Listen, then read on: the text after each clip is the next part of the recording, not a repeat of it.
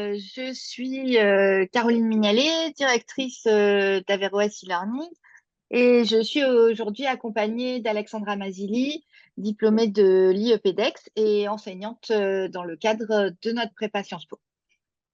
Bonjour à Euh, tous. voilà. Donc, je vous remercie d'être là ce samedi matin de fin d'année scolaire. C'est vrai que cette année, l'année scolaire a été un peu plus longue que d'habitude et donc ce webinaire intervient un peu plus tard. Euh, il est co-organisé avec la FAPE, donc la Fédération des associations de parents d'élèves des lycées français de l'étranger.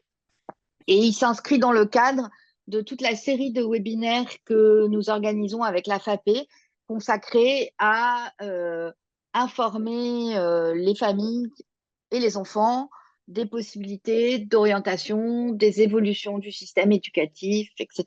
Voilà. Donc, une série de, je ne sais plus, une quinzaine de webinaires dans l'année, en fait, pour l'hémisphère nord, plus des webinaires consacrés aux pays de l'hémisphère sud.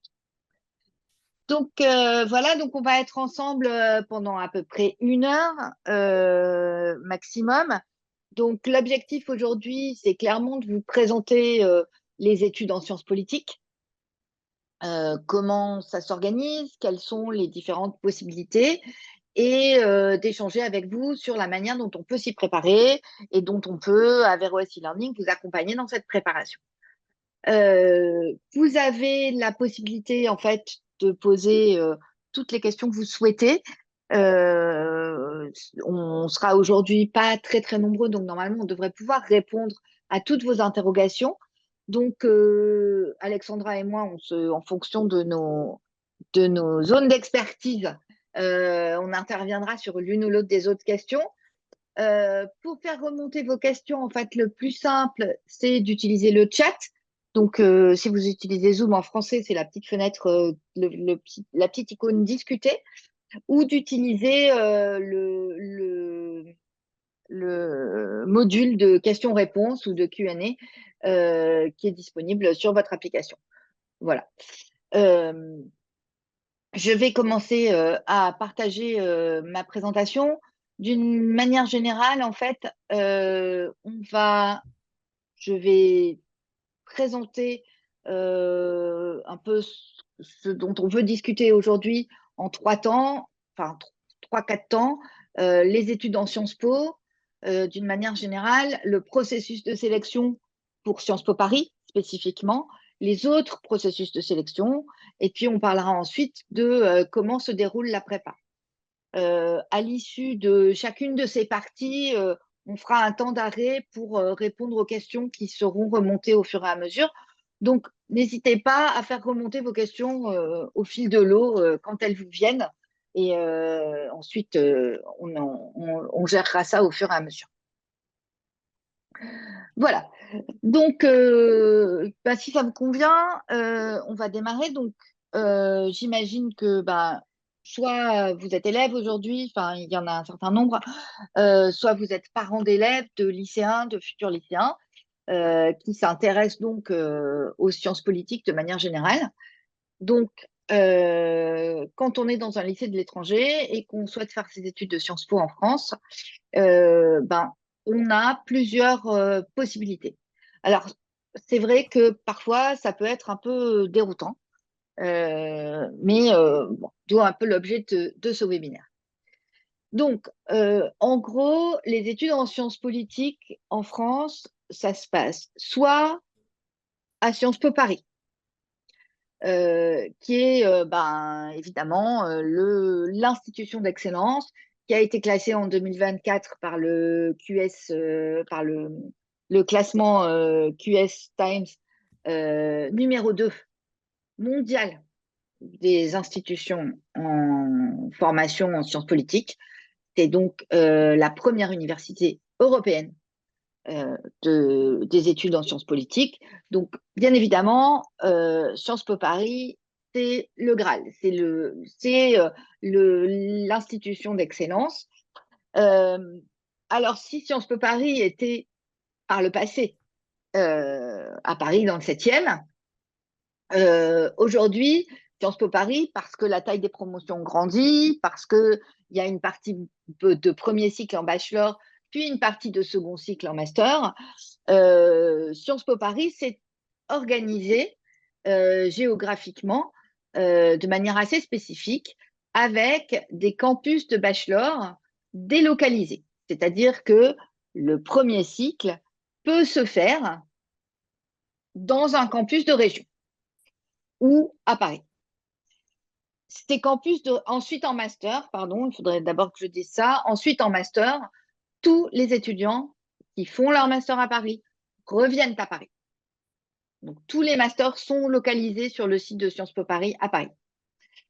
En ce qui concerne les bachelors et donc ce qui concerne les élèves qui candidatent l'année de leur baccalauréat, en premier cycle, ils peuvent donc intégrer Sciences Po Paris sur un campus délocalisé. Ces campus sont organisés par thématique régionale, c'est-à-dire par région du monde. Alors, qu'est-ce que ça veut dire? Ça veut dire que le cursus général est le même dans tous les campus. C'est une seule formation, c'est la même formation. Simplement, au Havre, qui est spécialisé sur l'Asie, on va avoir des cours spécifiques en histoire économique ou histoire politique de l'Asie, par exemple. On va avoir des choix de langue, deuxième langue, troisième langue, spécifiques à la zone. C'est-à-dire qu'au Havre, on peut apprendre le japonais, le coréen, bien évidemment le chinois, etc. À Menton, en revanche, qui est spécialisé sur le Moyen-Orient, par exemple, on va avoir là aussi des cours spécifiques aux institutions du Moyen-Orient, à l'histoire du Moyen-Orient, aux problématiques géopolitiques actuelles du Moyen-Orient. Et pareil, des choix de langue spécifiques.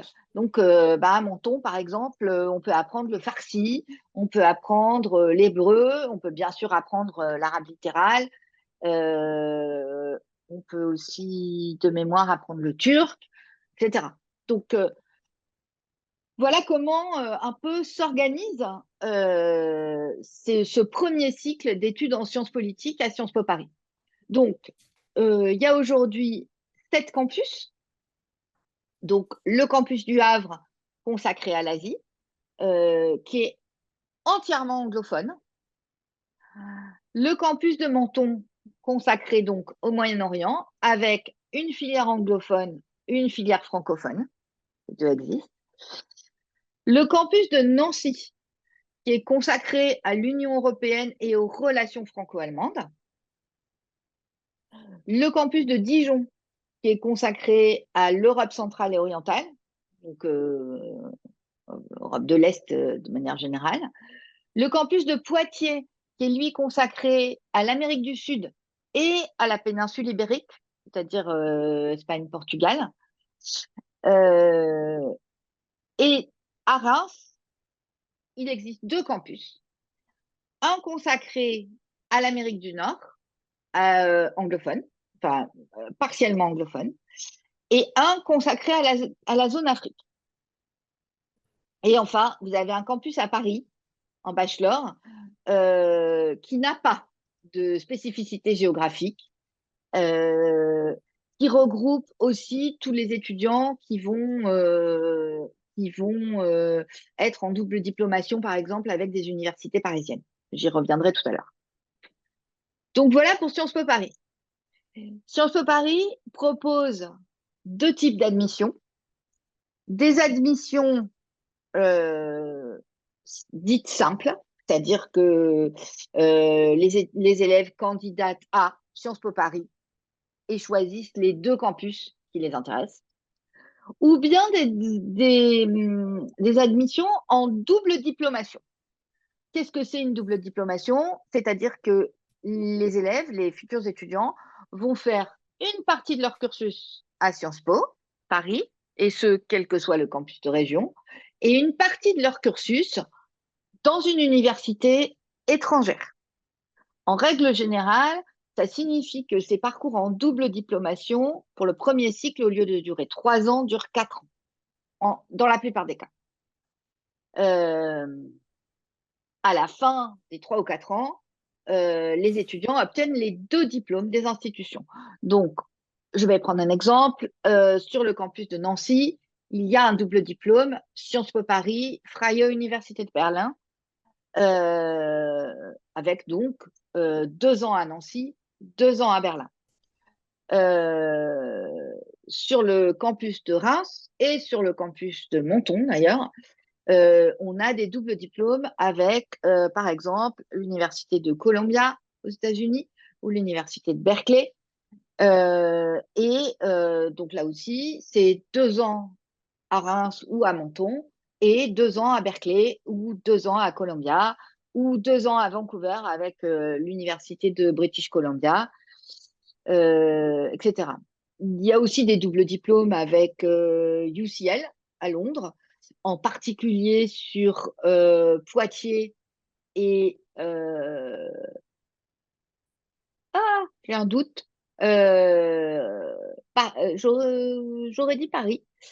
Euh, voilà, avec donc toujours le même principe, hein, 2 ans à Poitiers, 2 ans à UCL, 2 ans à Londres, etc. Ces doubles diplômes constituent des candidatures spécifiques. Donc, en fait, les enfants peuvent multiplier les candidatures de manière stratégique, en fait. Donc, voilà pour Sciences Po Paris. À l'issue du programme de premier cycle, les étudiants poursuivent généralement en master et, dans la majorité des cas, poursuivent en master à Sciences Po, dans un des masters spécialisés de Sciences Po, ou se dirigent vers la magistrature, ou se dirigent vers l'école de droit de Sciences Po, ou se dirigent vers, préparent les concours de l'administration, ou font un master en ressources humaines, ou etc. L'offre de master est excessivement large. Voilà pour Sciences Po Paris. Donc, on a bien compris, Paris, il faut le dire vite en fait, pour les étudiants en bachelor. Paris, peut-être 10 jours, par exemple. Euh, Ensuite, deuxième voie d'accès aux études en sciences politiques en France, ce qu'on appelle le réseau Sciences Po. Donc, le réseau Sciences Po, c'est cette IEP. Alors, IEP, ça veut dire Institut d'études politiques. Donc, Sciences Po Paris s'appelle aussi parfois l'IEP de Paris, pour rendre les choses un peu plus compliquées. Donc, ce réseau Sciences Po, c'est 7 IEP qui ont globalement le même programme, avec des spécificités locales, un ancrage plus dans une discipline que dans une autre. Pareil, des doubles diplômes, euh, enfin des doubles cursus avec en particulier des langues étrangères différentes, etc., qui sont proposés. Donc à Lille, on va avoir par exemple un double cursus en franco-espagnol. Bon, voilà. Donc l'accès à ces 7 IEP, donc les IEP, c'est, pardon, j'aurais dû le dire, c'est Aix-en-Provence, dont sort Alexandra, Lille, Lyon, Rennes, Saint-Germain-en-Laye, Strasbourg et Toulouse.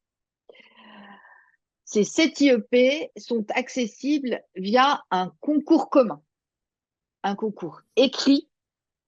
On verra tout à l'heure les modalités du concours qui se déroule en général au mois d'avril de l'année de terminale.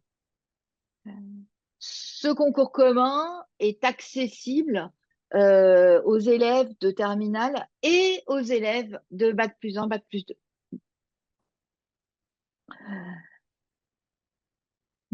C'est donc la deuxième voie d'accès. Troisième voie d'accès, pour ajouter un petit peu de confusion, mais heureusement les élèves finissent par s'y retrouver, les futurs étudiants finissent par s'y retrouver. Troisième voie d'accès, on a 3 instituts d'études politiques qui ont des procédures d'admission spécifiques et qui sont indépendants. Donc, un petit peu comme Sciences Po Paris, qui a sa propre voie d'accès. Donc, vous avez un deuxième groupe d'instituts de sciences politiques qui sont bien classés, qui sont reconnus, comme les IEP d'ailleurs, mais qui ont des procédures d'admission spécifiques. Et ce sont l'IEP de Bordeaux, donc Sciences Po Bordeaux, Sciences Po Grenoble, et l'école d'études politiques de Fontainebleau, qui est rattachée à l'université de Créteil.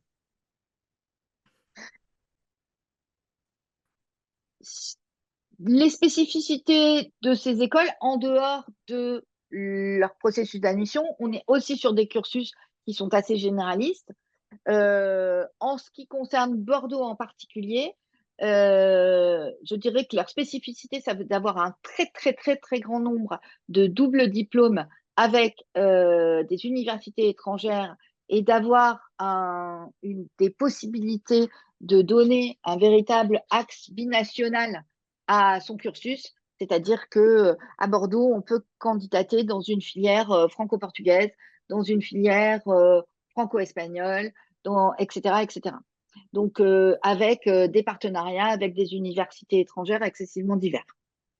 Euh, pour Grenoble, je n'ai pas de spécificité en tête. Alexandra, est-ce qu'il y a quelque chose de particulier? Pour moi, c'est un cursus Généraliste très aussi, classique, voilà. ouais, Ouais, très c'est généraliste. généraliste. Et pour Fontainebleau, en fait, Fontainebleau, ils ont la spécificité d'avoir un cursus sciences dures, sciences politiques. En particulier traitant de toutes les problématiques autour de l'éthique, enfin des futures problématiques qui vont pouvoir nous être posées. Voilà pour les instituts en sciences politiques en France, globalement. Ensuite, bien sûr, vous avez des licences et des doubles diplômes dans toutes les universités. Que ce soit des universités classiques ou les UCT, les universités catholiques, à Lille, à Toulouse, à Lyon, etc. Euh, et, euh, et donc, vous avez aussi la possibilité de candidater dans ces filières-là. Donc, vous avez par exemple une école de sciences politiques qui s'appelle ESPOL, qui dépend de l'Université catholique de Lille. Vous avez aussi autre voie, l'INALCO, qui est l'Institut des langues orientales, qui propose des doubles licences en, par exemple, je ne sais pas moi, arabe et relations internationales, avec des élèves dont la poursuite d'études, c'est des masters en relations internationales, c'est le ministère des Affaires étrangères, c'est parfois c'est un institut où les services secrets vont par exemple recruter pas mal de leurs futures équipes. Voilà, où là on allie études universitaires en Sciences Po, relations internationales et une langue un peu rare. Voilà un petit peu pour le panorama en France des études en sciences politiques.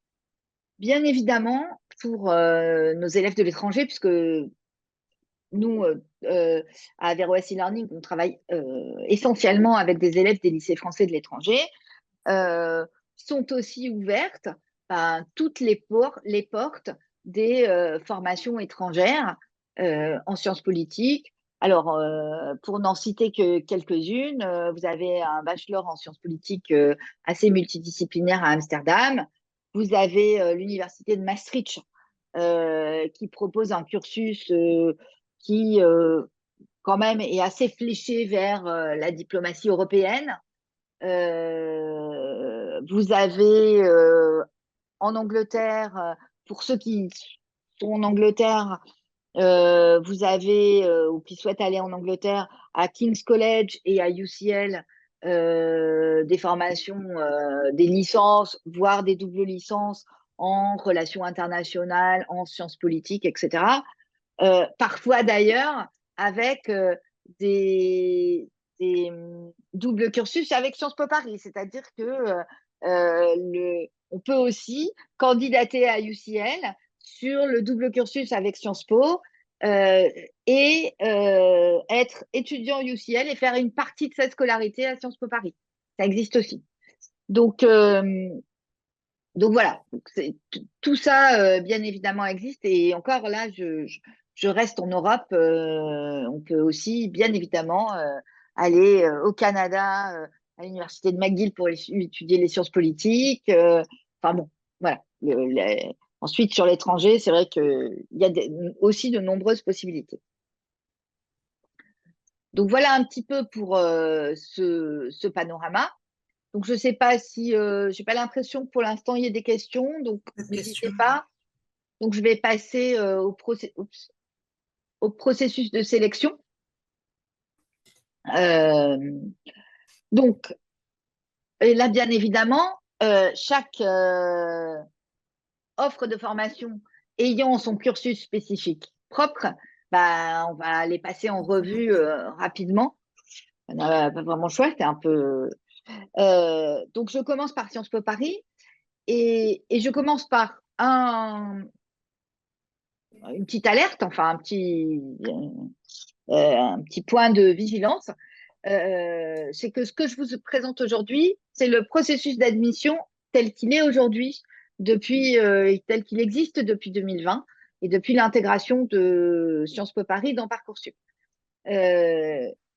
Il est envisagé par l'institution, mais à aujourd'hui, on n'a aucune information précise et en fait, ni Alexandra ni moi ne faisons partie du board de Sciences Po Paris, donc on n'a pas d'informations secrètes en fait.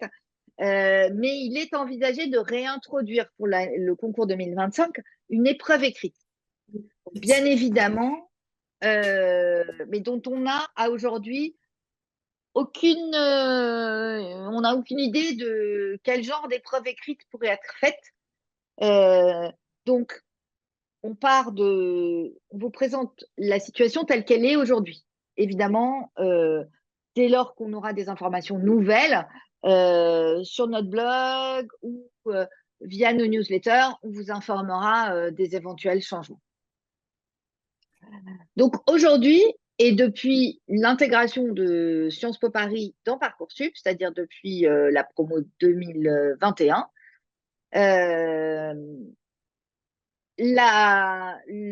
l'admission se passe en 2 temps. Vous avez d'abord une procédure d'admissibilité. Donc, il n'y a plus d'épreuves écrites à proprement parler, plus de concours écrits au sens où on l'entend. Donc, première phase, admissibilité sur Parcoursup. Qu'est-ce qui est étudié? Donc, vous avez là, sur le petit schéma à droite, la présentation du poids des différents éléments tels que le présente Sciences Po, avec la prise en compte de ce qu'on appelle pour 20 points la trajectoire et la performance des élèves, c'est-à-dire l'excellence académique depuis la seconde, ce qui inclut les notes, mais aussi les appréciations des enseignants. J'insiste parce qu'en fait, parfois, les élèves sont surpris. Ils disent j'ai 17 de moyenne, mais dans l'appréciation, il y a un truc qui est un peu. Voilà, qui laisse entendre que l'attitude n'était pas vraiment au travail, etc. Et ça peut effectivement pénaliser les élèves. Donc, je le répète, hein, c'est un concours qui est évidemment hyper exigeant. Donc, en fait, tout compte. Les élèves qui sont admis et à Sciences Po Paris et dans les IEP et à Sciences Po Bordeaux, la dernière stat, c'est que 88% d'entre eux ont le bac avec mention très bien à plus de 17 de moyenne. Donc, ça donne quand même un positionnement académique. Donc ça, c'est le premier critère. Deuxième critère, ce sont les notes du bac. Alors, maintenant que les épreuves de bac sont au mois de juin, les notes du bac, ça s'arrête aux notes du bac français. Puisque, en fait, ce sont les seules notes qui sont effectivement disponibles dans Parcoursup. Donc, bien évidemment, les notes du bac français prennent du coup une importance significative dans le dossier d'admission. Et ensuite, vous avez pour 20 points, donc un tiers, hein, la rédaction d'écrits personnels. Donc, ces écrits personnels, ils sont au nombre de 3. 2 concernent la motivation à faire des études en sciences politiques, à faire des études en sciences humaines de manière générale. ce qui nécessite quand même un peu une réflexion et en particulier, on le dit tous les ans à nos élèves, posez-vous la question, pourquoi Sciences Po et pas une école de commerce? Parce que si vous nous expliquez que vous voulez faire Sciences Po pour derrière faire une école de commerce, il faut revisiter le raisonnement en fait. Donc, pourquoi les sciences humaines? Premier écrit, globalement. Euh, Pourquoi Sciences Po en particulier? Qu'est-ce qu'on vient chercher dans cette institution? Euh, Quel campus? Qu'est-ce que l'étudiant va apporter à Sciences Po? Et puis ensuite, un essai. Un essai, donc en règle générale, donc jusqu'à cette année, il y avait 5 sujets, parmi lesquels qui sont en général publiés fin septembre, début octobre. L'élève choisit son sujet et voilà, et rédige un essai. Alors, exemple de sujet, euh, alors que ça me revienne, cette année, il y avait un sujet, c'était vous êtes un candidat, vous êtes un citoyen tiré au sort pour euh, présenter un discours, enfin dire Les un cérémonies des discours des Jeux Olympiques. pour l'ouverture des Jeux Olympiques à Paris 2024. Voilà. Vous aviez un autre sujet qui était présenter un projet pour protéger, destiné à protéger et conserver un espace ou une espèce environnementale en danger. Voilà. Bon, tous les ans, c'est assez varié, on va pas mentir. Voilà. Et donc après, les élèves choisissent. À l'issue de cette admissibilité, un certain nombre de candidats sont déclarés admissibles. Donc, il y a une barre d'admissibilité qui, euh, En général, elle est assez haute. l'année dernière, était à… l'année dernière, elle n'est pas publiée, mais qui l'année précédente était à 48 sur 60. Et donc, les élèves qui sont au-dessus de cette barre sont admis à passer l'oral. Ensuite, l'oral, ça se déroule en visio pour tout le monde. Et l'oral, c'est le candidat se présente. Ensuite, on lui présente 2 images. Il n'y a aucun temps de préparation, hein. Donc, le candidat a 1 minute pour 1 minute pour se présenter. Ensuite, on lui donne 2 images qui peuvent être absolument tout et n'importe quoi. Euh, il en choisit une, il doit l'analyser et ensuite, il y a une partie entretien classique sur les motivations, les connaissances, la culture générale, l'actualité géopolitique, enfin un petit peu tout ce qu'on veut. Voilà. Pour vous donner une idée sur les chiffres 2023, et donc ce sont les chiffres publiés par Sciences Po, donc c'est les derniers chiffres disponibles. On attend encore ceux du concours de cette année. 2024. Ouais. Il y avait 7 850 candidats en bachelor voie générale. Pourquoi je précise? Parce qu'il y a aussi des candidats en ce qu'on appelle convention d'éducation prioritaire, c'est-à-dire des candidats qui viennent de lycées généralement en zone défavorisée avec lesquels Sciences Po a un partenariat, donc dans un souci d'ouverture et de diversité. Euh, et on a aussi des candidats en voie internationale, c'est-à-dire des candidats qui ne suivent pas en France ou à l'étranger un cursus français. C'est-à-dire quelqu'un qui serait inscrit on a tous les ans des élèves comme ça, quelqu'un qui est inscrit à l'école internationale de Dubaï et qui donc prépare un IB et non pas un bac français, va candidater lui via la voie d'admission internationale. On avait cette année une élève, Martha, qui avait fait son abitur en Allemagne, à Fribourg, qui était franco-allemande. Donc, elle avait eu son bac allemand, pas du tout en double diplôme français, etc. Elle avait fait ses études dans un lycée public allemand et elle a donc candidaté via la voie internationale. Voilà, donc sur la voie générale, on est à peu près un tout petit peu moins de 10% d'admis par rapport au nombre de candidats. De mémoire, voilà.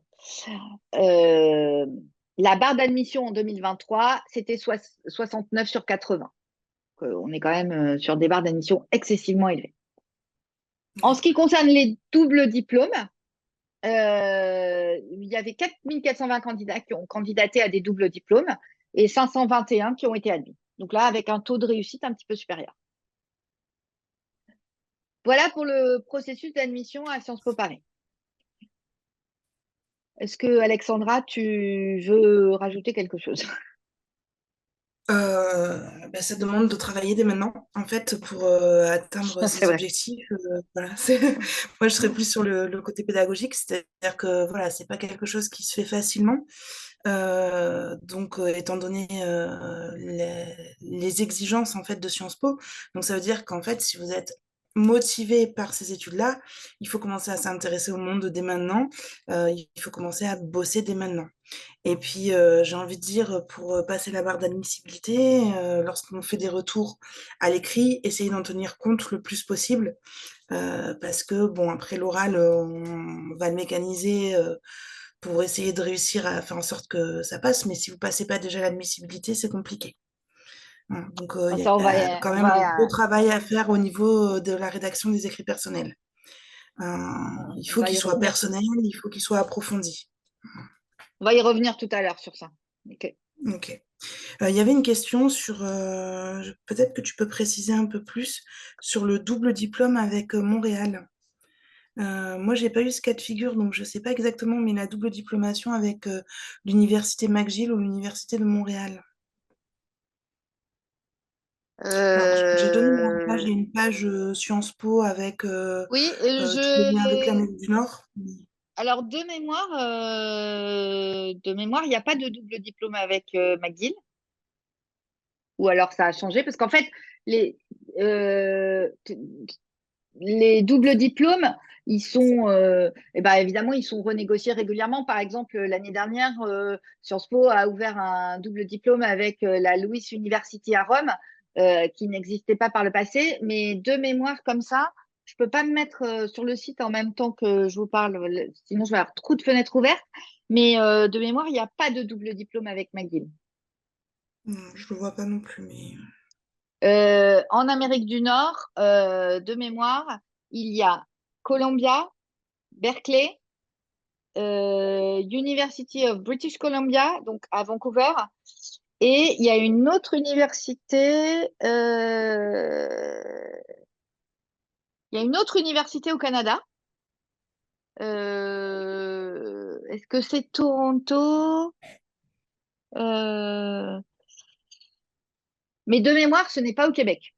Donc, ce n'est ni l'Université de Montréal, ni l'Université McGill. Et moi, je les vois pas sur ce site. quand on va sur le site de Sciences Po, il y a un descriptif assez complet des doubles diplomations possibles. Voilà. Euh, donc ensuite, en ce qui concerne les processus de sélection sur les autres Sciences Po, donc je l'ai dit tout à l'heure, le réseau Sciences Po des IEP, donc c'est simplement un concours écrit. Pour le coup, le dossier de l'élève ne compte pas. Euh, ce concours, c'est trois épreuves. Une épreuve de questions contemporaines qui s'apparente à une épreuve de culture générale, de culture générale, un peu philosophique, etc. Voilà. Donc, c'est une dissertation en questions contemporaines. Sur Euh, des thématiques données à l'avance. voilà. Donc, les thèmes sont fixés à l'avance. Cette année, c'était l'alimentation et le corps. Un des thèmes change tous les ans. Donc, l'année prochaine, ce sera l'alimentation et un autre thème qu'on ne connaît pas encore. C'est ça. Voilà. Ensuite, vous avez une épreuve d'histoire. Donc Donc là, sur l'épreuve d'histoire, voilà, le je te programme de laisse la main, terminale, oui. Alexandre. C'est le programme de terminale en histoire. Donc, faut bûcher l'histoire, même en tronc commun, hein. C'est le tronc commun, c'est tout le programme d'histoire de terminale. Donc ceux qui ont un GGSP, tant mieux, ils ont peut-être des choses un petit peu encore plus approfondies, mais en histoire, il faut quand même prendre cette matière au sérieux pour le concours, même si ce n'est que du tronc commun. Référence à certains de mes élèves qui disent, bon, c'est du tronc commun, on n'a plus besoin de l'histoire, on bachote un peu. Non, on bachote pas et ça reste essentiel pour le réseau Sciences Po, pour le réseau des IEP. Et ensuite, une épreuve de langue vivante. Donc, le réseau Sciences Po, il y a 1100 places. Les premiers admis choisissent leur IEP, c'est-à-dire en fait, vont choisir entre Aix, Lille, Lyon, Rennes, etc. Et ensuite, ça marche. Les autres sont en liste d'attente. Et ensuite, au fur et à mesure, on remplit les IEP. Donc, effectivement, plus vous êtes loin dans la liste d'attente, et moins vous aurez le choix de l'IEP que vous allez pouvoir rejoindre. Mais bon, globalement, la formation est quand même assez similaire. Donc Cette là aussi, année, le taux de... pardon, Oui, vas-y, vas-y, vas-y. pardon. Je crois que t'avais Non, dit. non, vas-y. Cette année, il y avait 12 300 candidats sur le réseau Oui. IEP. Voilà. Ouais, c'est ce que j'allais dire, c'est qu'on était jusqu'à présent, mais en fait, on n'a pas les stats pour cette année. On était jusqu'à présent sur des taux d'admission autour de 10%, mais en fait, il semblerait qu'on soit pour cette année plutôt autour de 8% que de 10%. Alors, ce qu'il faut savoir aussi, c'est que autant Sciences Po Paris, on ne peut candidater que son année de terminale. Il n'y a aucune autre possibilité, en fait. C'est on candidate en terminale et c'est tout. Euh, donc, en revanche, les IEP, on peut candidater en terminale et après. Et d'ailleurs, de mémoire, sur une promo, c'est à peu près soit c'est plus de la moitié des admis qui ont déjà fait une première année d'études supérieures. Voilà, pour remettre un peu dans le contexte. En fait, les élèves de terminale sont minoritaires dans les admis, enfin minoritaires, c'est autour de 40 ou 45%. Euh, euh, voilà. En ce qui concerne Bordeaux et Grenoble, bah, là, on est sur des épreuves assez spécifiques. Pareil pour Fontainebleau. Pour Bordeaux et Grenoble, ce sont des épreuves spécifiques, mais qui se rapprochent du mode d'admission de Sciences Po Paris, avec l'étude du dossier. Euh, sur ces deux IEP, on vous demande une copie de devoir sur table faite en classe et un oral. Donc l'oral à Bordeaux, c'est un oral de 20 minutes, un oral classique, c'est-à-dire culture générale, motivation, voilà. À Sciences Po Grenoble, c'est un oral thématique, c'est-à-dire qu'on fournit aux élèves un dossier et à étudier, et ils partent de là, c'est le point de départ de leur oral. Euh, donc, et la spécificité donc dans ces deux IEP, on a entre 275 places. Donc là aussi, ça varie un petit peu tous les ans, mais vraiment, bon, ça varie pas non plus de manière énorme. 275 places pour Bordeaux et un taux d'admission à peu près 7%, et 250 places pour Sciences Po Grenoble avec un taux d'admission autour de 12%. Donc, mais là aussi, ce sont des petits pourcentages, donc c'est quand même à prendre avec des pincettes, et on actualisera les chiffres dès qu'on aura les informations.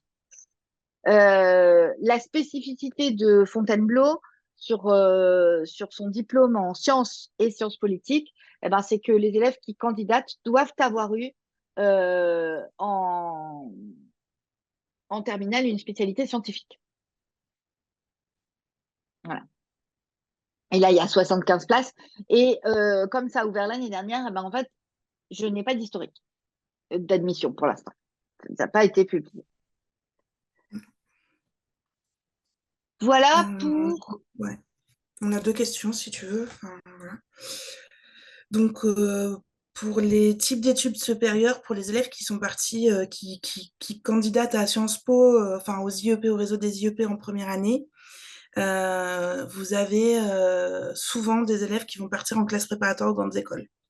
Mais après, c'est ouvert à des élèves qui partent en licence non sélective aussi, une licence de droit, une licence d'histoire, une licence de sciences de l'éducation, même éventuellement une licence de maths. Peu importe, en fait, enfin, on a le droit de postuler à la fin de la terminale et à la fin de la première année, quelle que soit l'année qu'on réalise. Cependant, beaucoup d'élèves qui réussissent sont des élèves qui sont partis dans les classes préparatoires aux grandes écoles, plutôt littéraires d'ailleurs, ou SES, commerce, etc. Voilà, un devoir sur table. Donc, prépa EC. Ah oui, oui, Ouais. oui, voilà. Ensuite, le devoir sur table, c'est vous qui choisissez en fait un devoir qui a été réalisé par votre enfant ou enfin l'étudiant choisit le devoir sur table qu'il choisit lui de présenter à la sélection. C'est-à-dire un devoir sur table, un devoir dans une matière AGGSP, SES, philosophie, HLP, un devoir de la spécialité en général, hein, un devoir de spécialité qui a été très bien réussi et qu'on peut proposer en validation et évaluation de dossier. Voilà. Un devoir sur table, c'est un DS en fait, hein. C'est-à-dire, Oui, c'est un devoir fait en classe. c'est Une ça. disserte ou Et après, un petit bac. voilà. Et après, il y a une question sur les. Mais ça, je pense qu'on y vient après. Comment bien se préparer aux épreuves d'admission. Oui, Donc ça, je on va pense y qu'on va arriver. y venir un petit peu Ouais. après. Euh, alors, bon, donc ça, j'en ai quand même parlé. Donc, cette année, le concours sur les IEP, le concours était le 20 avril. Attention, il n'y avait cette année encore et d'une année sur l'autre, c'est un peu toujours la même chose, que 4 centres à l'étranger, donc Dubaï, Mexico, Montréal et Singapour. Sinon, ce concours doit nécessairement être passé en France. Voilà. Donc, soit c'est sur un de ces 4 centres à l'étranger, mais enfin, pour certains, ça peut être très, très loin. Donc, globalement, si vous êtes en Europe, en Espagne, en Allemagne, à Copenhague, à Londres, etc., il faut venir passer les épreuves écrites en France. Et vous avez la possibilité, bien évidemment, de choisir votre centre d'examen. Enfin, en tout cas, de faire une demande pour un centre d'examen spécifique. Voilà. Alors, si on vient à comment est-ce qu'on peut préparer Sciences Po? Donc, vous vous en doutez, compte tenu des différentes, des différents modalités d'admissibilité, etc., on peut pas faire, il n'y a pas un truc qui marche pour tout. Donc, en fait, à Averroès, depuis plusieurs années, on propose 2 prépas. Une prépa dédiée à Sciences Po Paris, Bordeaux et Grenoble. Donc, les instituts d'études politiques qui admettent leurs candidats sur la base de leur dossier et des preuves orales.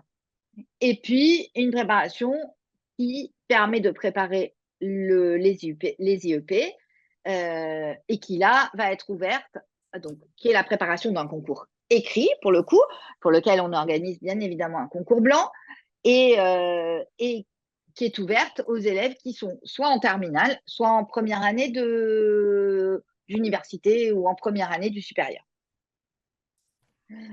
Euh,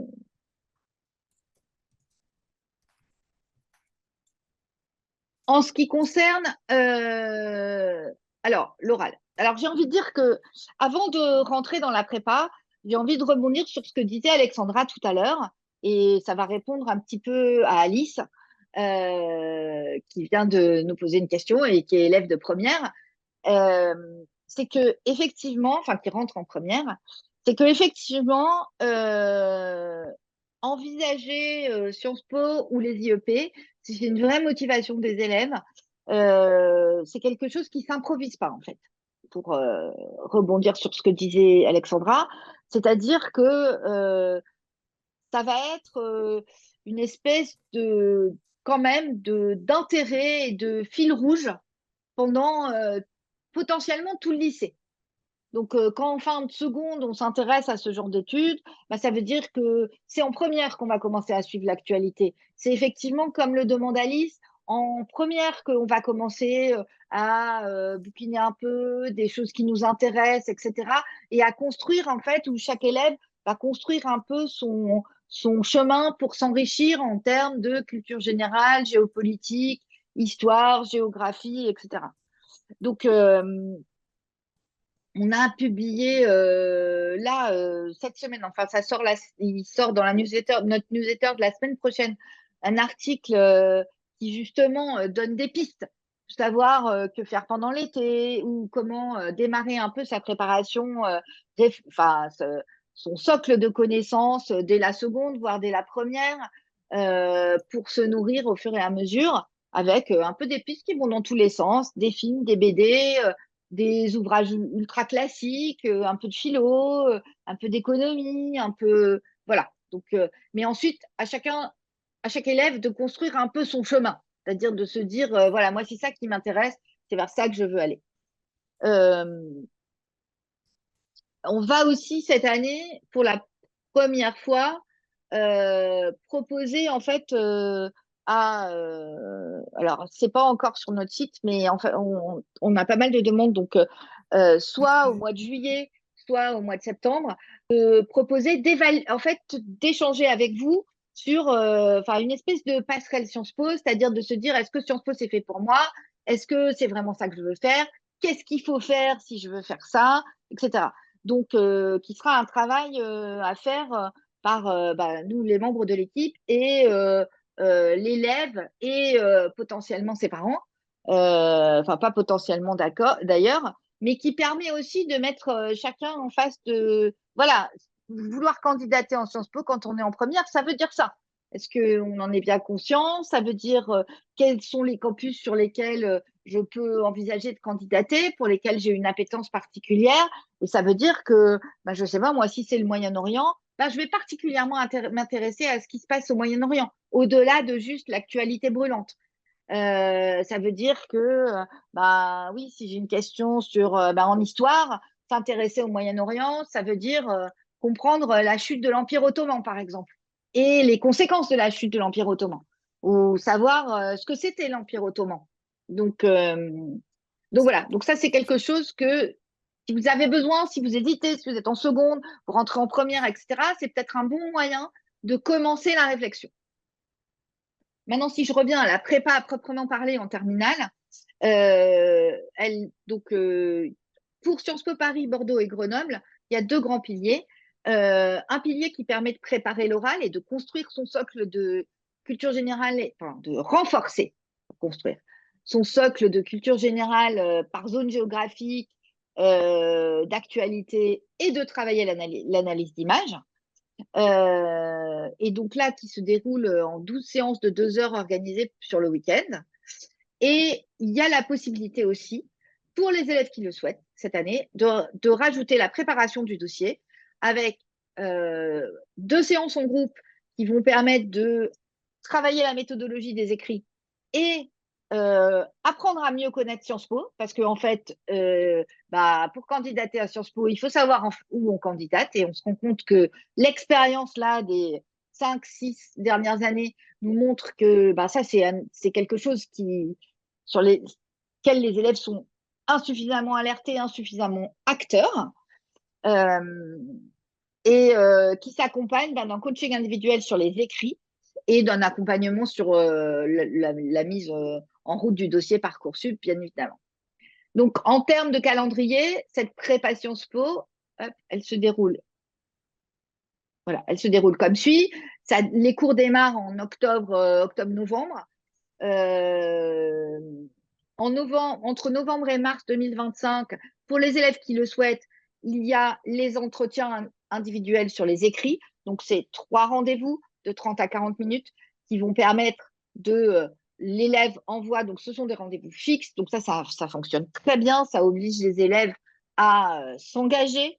Ils envoient un premier jet, on en discute, on retravaille, etc. Et on se voit en gros une fois par mois, à peu près. En mars, c'est la clôture de Parcoursup. Alors, à peu près, on n'a évidemment pas les dates pour 2025, mais cette année, c'était le 8 mars, donc voilà.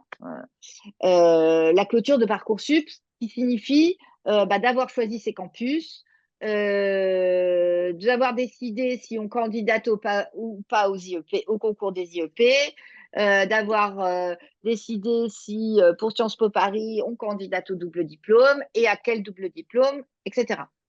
Sachant, et j'insiste, et donc ça va répondre au monsieur qui s'intéressait à l'Amérique du Nord, euh, en ce qui concerne les doubles diplômes avec l'Amérique du Nord, attention, les deadlines sont calés sur le calendrier des universités américaines. Et donc, les deadlines, les dossiers doivent être envoyés en règle générale en décembre, voire tout début janvier. Donc, c'est 2 à 3 mois plus tôt. Okay. Ensuite, début avril, les élèves finalisent leur dossier sur Parcoursup. En mars-avril, sur la prépa, au moment des vacances de printemps à peu près, où cette année, compte tenu du calendrier, ça s'est organisé sur 3 week-ends consécutifs du mois d'avril, les oraux blancs, les 6 oraux blancs, et en juin, les résultats. Donc, les résultats sur Parcoursup à partir du 1er juin, enfin, cette année, c'était à partir du 1er juin, et les résultats pour les IEP et les résultats d'admission pour Sciences Po Paris. Les résultats d'admissibilité de Sciences Po Paris, les élèves les reçoivent en règle générale à la fin du mois d'avril. Et les oraux de Sciences Po Paris se déroulent en mai. Tous en visio pour le coup.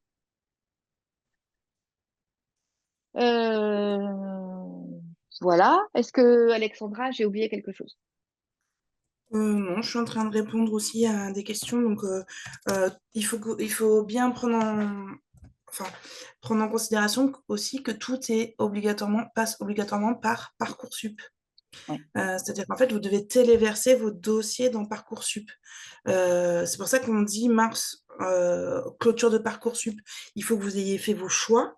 Et ensuite, vous avez jusqu'à début avril, hein, cette année, c'était le 3 Oui. avril, pour finaliser vos dossiers, envoyer vos écrits, envoyer vos pièces justificatives, envoyer éventuellement les DST, etc., etc. Donc, tout se fait par la plateforme Parcoursup. Bon, c'est trop bête. Par exemple, cette année, on a un élève qui préparait les concours des IEP et il n'a pas pu aller passer le concours parce qu'il a oublié une pièce. Enfin, il était hors délai. Donc, c'est quand même un peu dommage. C'est pas faute de le répéter. Après, Lundi, ouais. c'est vrai que derrière le dossier Parcoursup, à un moment donné, c'est les élèves qui sont derrière. C'est à eux de cliquer et de faire. Donc, voilà, c'est une procédure qui demande rigueur, qui demande un peu de rigueur. C'est Ça vrai. demande du temps, oui. Ça demande du temps, hein.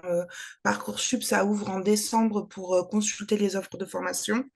J'ai envie de dire, enfin moi c'est ce que je dis à Oui. mes élèves aussi, hein, puisque j'ai des élèves de terminale en dehors d'Averroès. Dès le mois de décembre, on regarde, on note, on cherche, on s'informe, Oui. on regarde on se fait moi je leur envoie un fichier, ils doivent remplir quelle école je demande, qu'est-ce qu'on me demande, qu'est-ce que je prépare, là, il faut préparer un CV, là, il faut préparer un écrit, là, il faut préparer une lettre de motivation, voilà. Et je leur demande déjà dès décembre, fin décembre, début janvier, de se projeter là-dessus, en fait. Voilà. C'est D'ailleurs, un petit peu lourd comme procédure, hein, Parcoursup, donc faut le faire avec sérieux, oui. Rigueur et d'ailleurs, sérieux. c'est vrai que c'est un webinaire qu'on organise toujours avec la FAPé tous les ans, tout début décembre.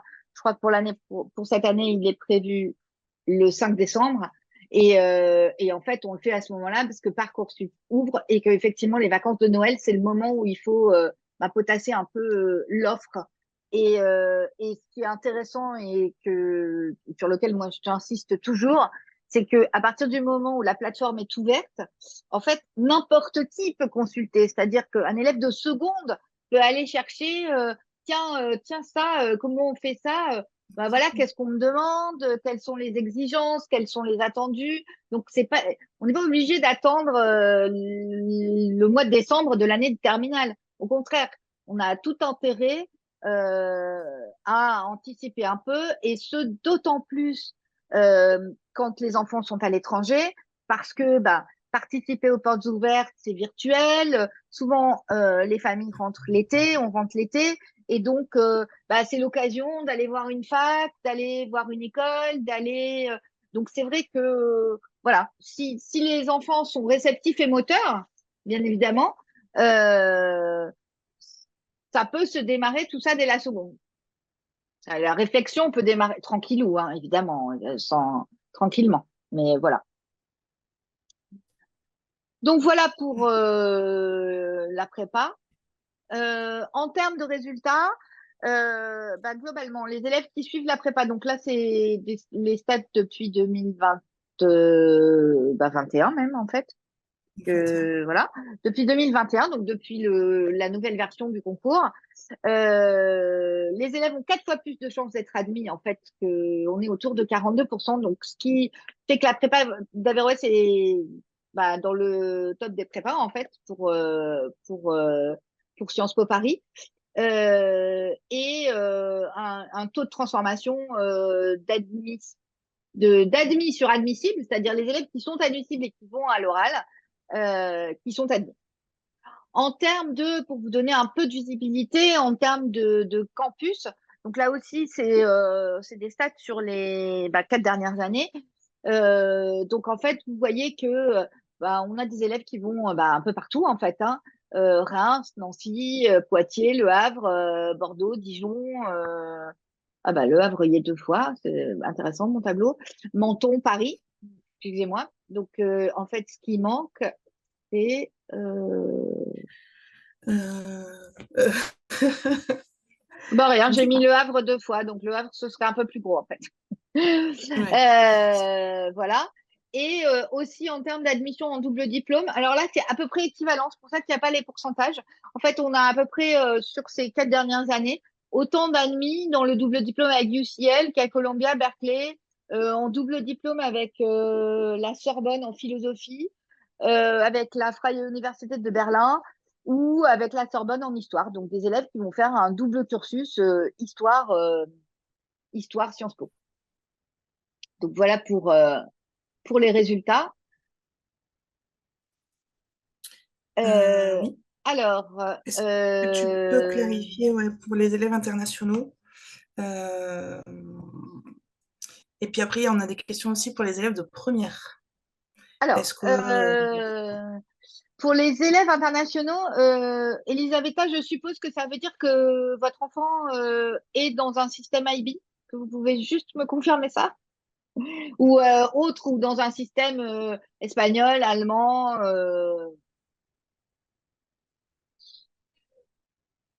Parce que c'est pas une question de nationalité, en fait. Ce que je vais système clarifier, c'est russe? que Ouais, système russe. système russe, voilà. Donc, effectivement, système russe, il va candidater via la procédure La voie internationale, internationale.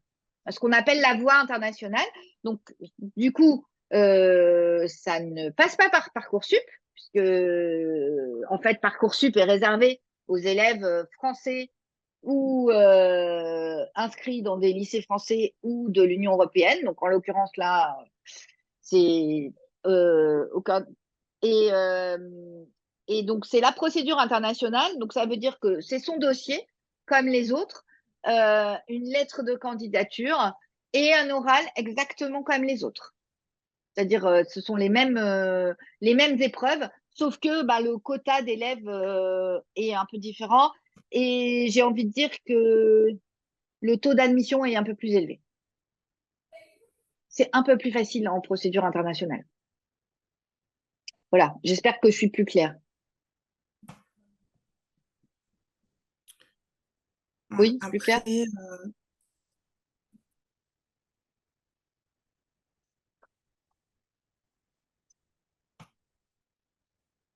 oui, c'est bon. Voilà. Les choix de spécialité en première, quid des maths? Les maths, il n'y a aucun souci, ne les arrêtez pas. C'est pas alors évidemment que quand on prend une spécialité SES, HGGSP, HLP, on a de bonnes bases pour peut-être réussir le concours, avoir un peu plus de culture générale. Après, les maths, elles sont aussi nécessaires à Sciences Po, hein. Disons que ça serait pas la spécialité la première qui nous viendrait en tête, mais bon, à Sciences Po, on fait de l'économie, on fait des stats. On peut valoriser aussi des parcours différents, hein, au niveau de l'oral.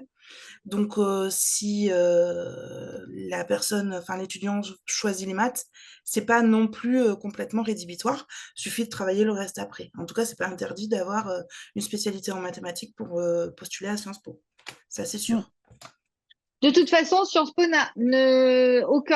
aucun des IEP, aucune des formations qu'on a proposées aujourd'hui n'a d'exigence en termes en termes de spécialité.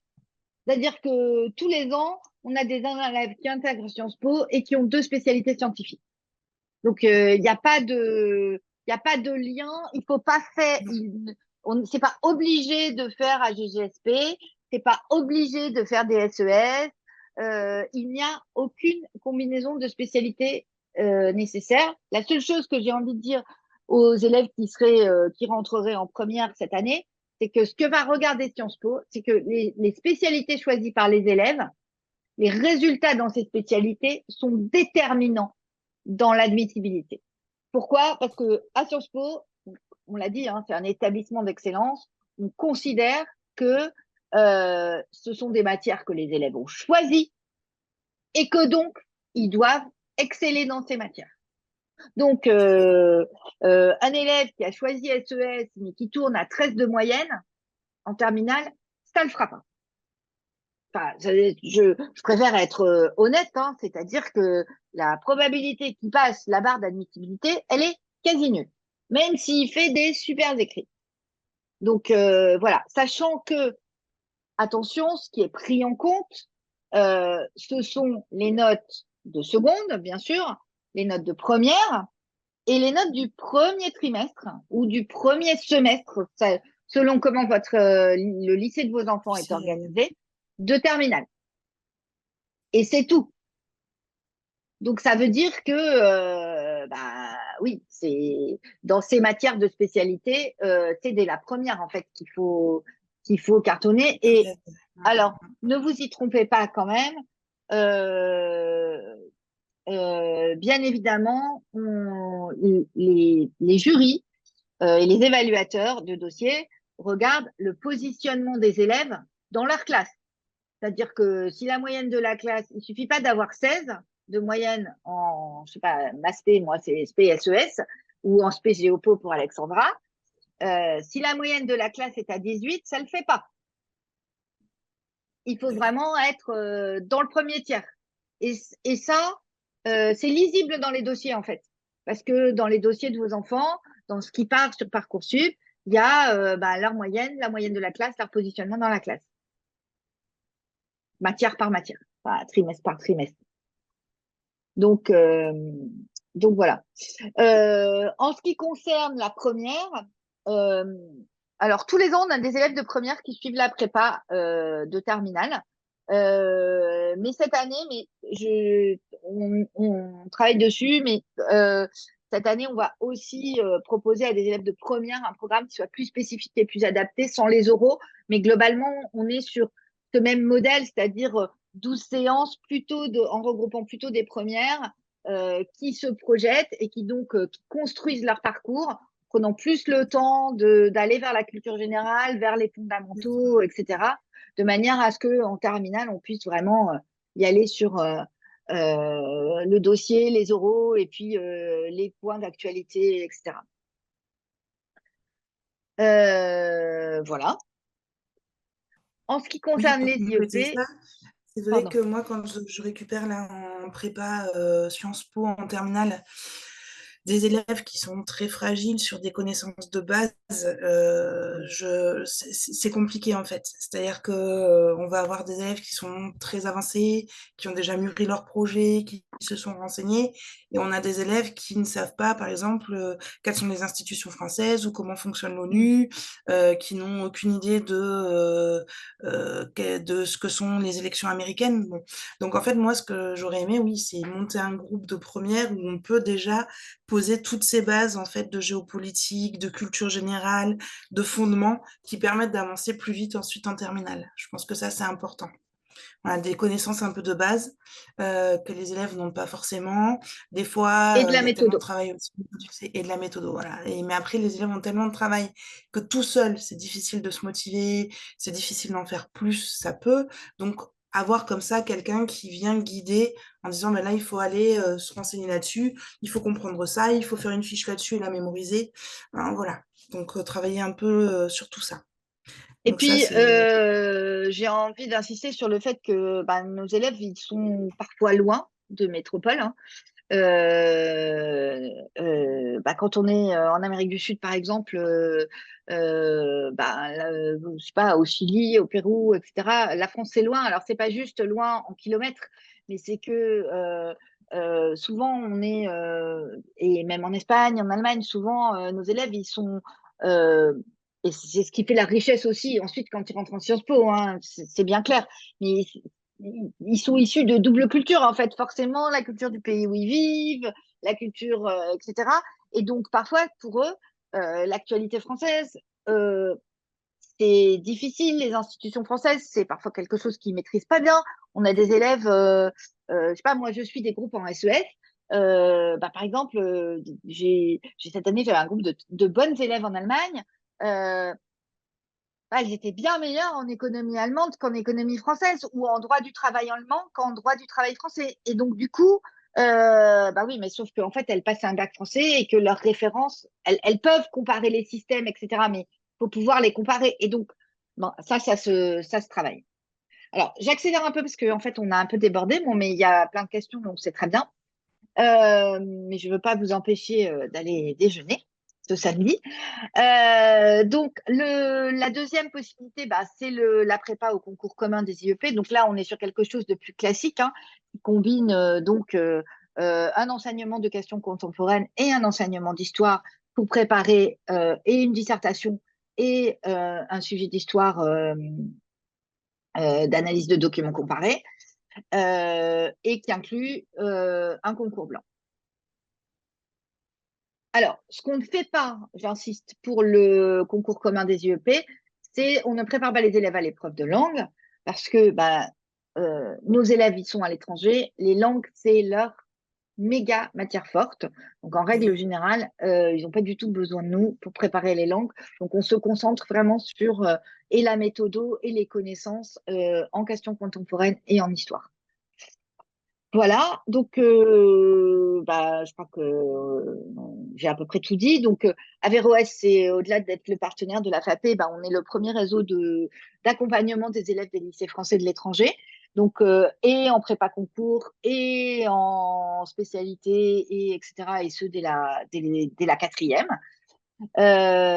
Donc, en ce qui concerne Sciences Po, on a une équipe complète avec Simon, Alexandra, Théo pour la préparation de l'oral et les séances thématiques, etc.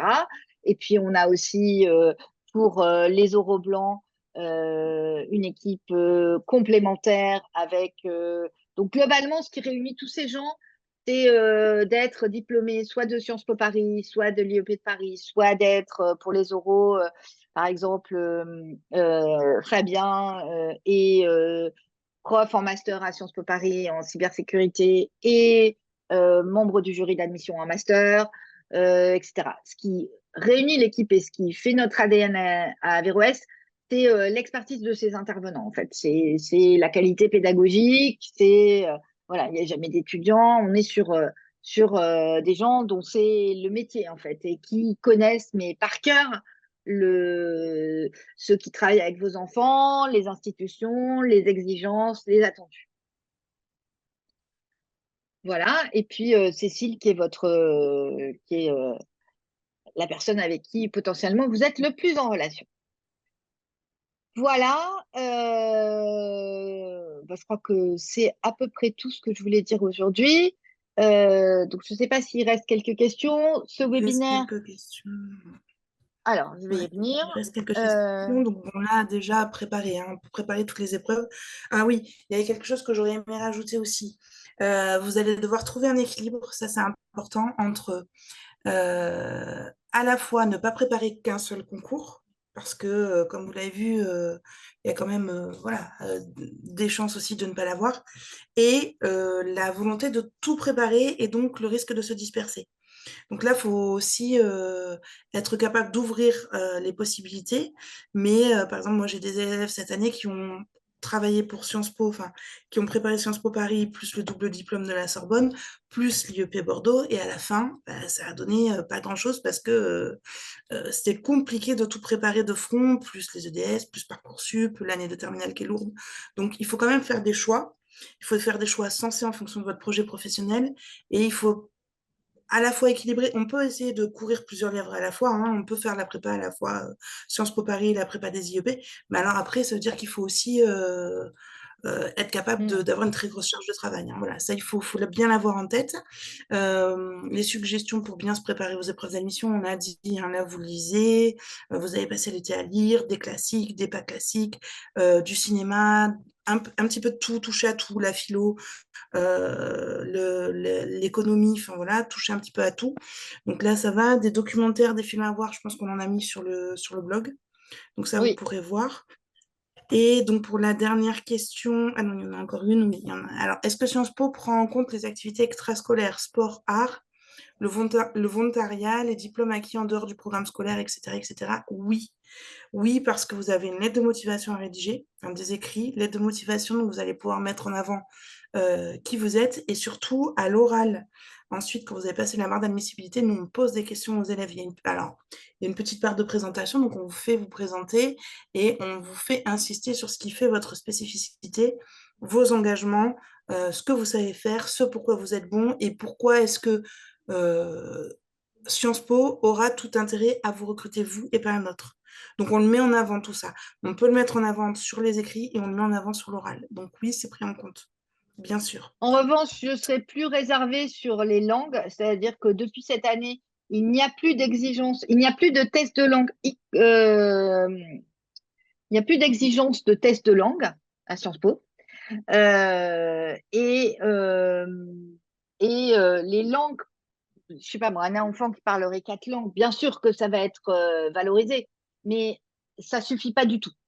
Parce que, en fait, et en admission internationale, et c'est des campus qui sont multiculturels, hein. En gros, je regardais le rapport des admissions de 2023.